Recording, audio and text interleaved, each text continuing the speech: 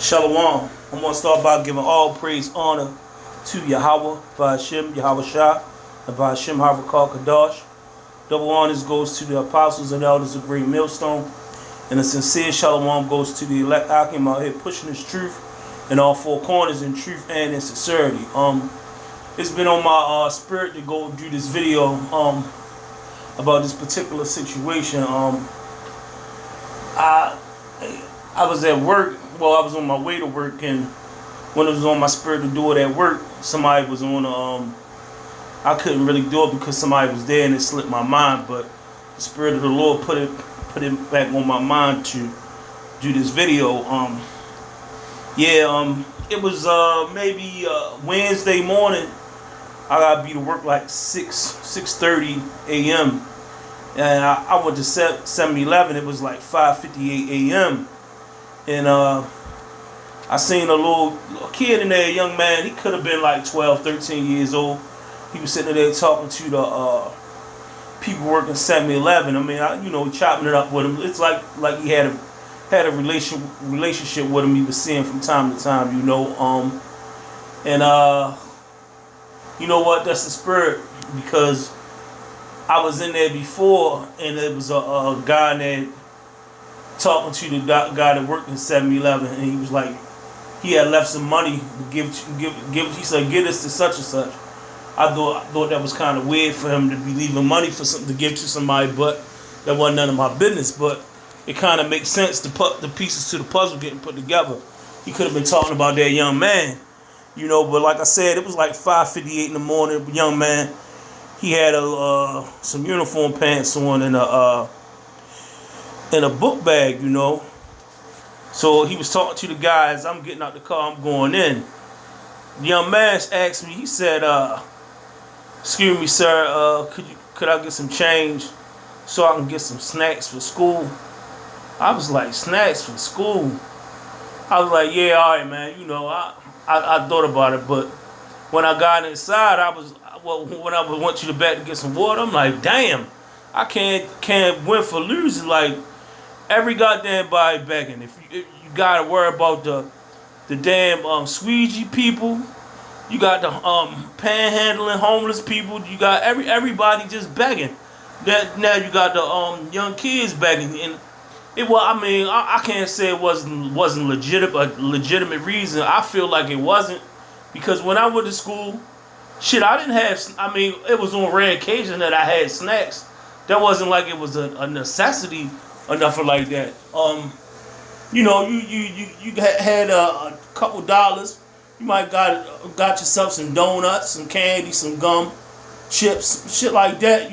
But for me, my mother wasn't giving me money like that, so it wasn't an everyday thing. So that was more so like a luxury, Like when I got that, I was pretty much balling. You know what I mean? I felt like I was balling. But for some people, that was some everyday thing. But I just thought it was weird for 5:58 in the morning, a kid to be sitting outside in front of 7-Eleven, opening up doors, asking people for money to get some snacks. So anyway, I made my purchase. I came out, I gave him $1 or whatever. Well, no, my bad. Let me rewind back. One of my co-workers, he was like, "Man, you seen that kid outside?" I was like, "Yeah." He said, "He asked you for some money?" I said, "Yeah." We both was like, "That's crazy" or whatever. But anyway, I'm gonna go back to that point. As I was getting in my car, I gave him the money. Another one of my co-workers came there. He hit her up too. So she asked him, she said, "Yeah, baby, you want something to eat?" He was like, "Yeah." So he goes in there. I'm not trying to knock him. I don't know his situation. His parents could have get high. He could be hungry or something like that. But shit, it's been time. I'm not trying to make this about me. It's been times I've been in situations too. My mother told me, "Don't tell nobody shit." And I had to eat breakfast in school and eat lunch in school. If I had extras, it was extras because, like, for snacks, and my aunt and them gave me some shit. But the point I'm trying to make, some people might don't understand where I'm coming from because they ain't been in that situation before. But sometimes you could get, you can just because you feel like you ain't getting something, and you beg. I mean, you ask for stuff and people give it to you. That can lead to other things. I don't know.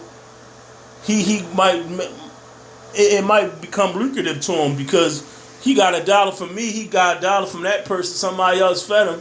That can fatten his pockets. Like, shit, I got $20 just doing this for an hour and some food. He might continue that on, and with that being said, that might make him become lazy.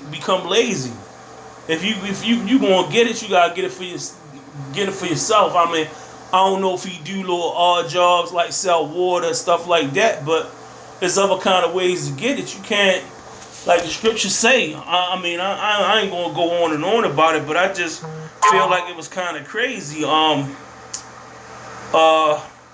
This is Ecclesiasticus 40:28. It says, "My son, lead not a beggar's life, for it is better to die than to beg." So, the Lord telling you, don't run around begging all the time. Sometimes you're gonna be down on your luck, and we all do need help. A lot of times we sit up here and try to go to different people, and ask for stuff. But the Lord wants you to use His lifeline. He wants you to pray to Him and ask Him for help, and not people all the time. And that's how we get things twisted. Keep on going to people, because one thing for sure and two things for certain. We all are the flesh. You might don't mind helping sometimes, and then sometimes you be like, well, God damn, you get a little tired at times. But the Lord, that's not in Him. Yahweh, that's what He wants you to do. So like the scriptures say, live not a beggar's life, for it's better to die than to beg, man. Have some dignity and some integrity and some respect about yourself. You can't keep on running around living like that. It was a nigga got on my bus today. He be Sweegian or whatever. He got on. I knew he was on some bullshit. Sometimes he pays, sometimes he don't. He get on like, my brother, can I get a ride down the street? I'm like, yeah. He like, you know what? That's a blessing, man. I ain't get no sleep all night. I was waiting for that blessing. The blessing came, and now I'm going to get that blessing. Well, nigga, you said, a blessings don't always come monetary, so he could be right, but he called somebody up and told him to meet him at McDonald's and something like that. But yeah, that begging crutch can lead to worse things. I heard people sit up there say they could panhandle and make hundreds of dollars a day just panhandling this tax-free money, and they won't make that at a job. And the other thing about that kid out there begging or whatever, I don't know his intentions or none of that, but also in the scriptures it also says because we know a lot this Generation Z or whatever it is, these younger kids, they be on serious motives, and they commit crimes, and they know they're not gonna go to jail for it.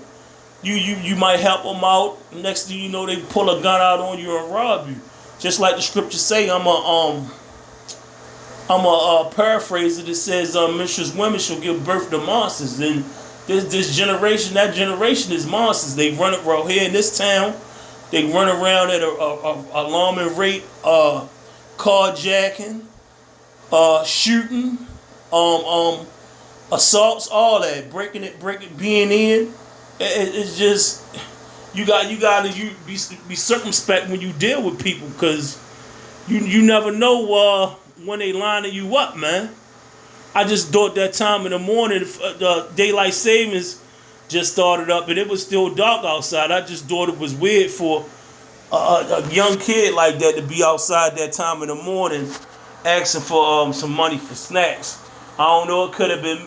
I could have been overthinking, but hey, maybe not. And I'm gonna end it with that. Hopefully, this video was edifying. Shalom.